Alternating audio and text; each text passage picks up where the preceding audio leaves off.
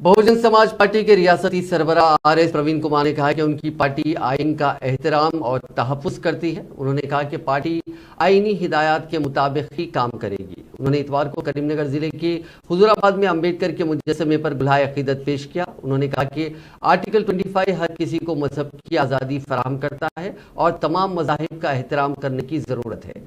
प्रवीण कुमार ने कहा कि दूसरों के मजहबी अकायद की तौहीन करना नाकाबिल कबूल है। उन्होंने जोर दिया कि हिंदू देवी देवताओं के खिलाफ काबिल एतराज़ तबसरा करने वाले बर्री नरेश के खिलाफ कानूनी कार्रवाई की जाए। उन्होंने ये भी मुतालबा किया कि चिन्ना जीआर स्वामी के खिलाफ भी कार्रवाई की जानी चाहिए, जिन्होंने समक्का सारका की तौहीन की।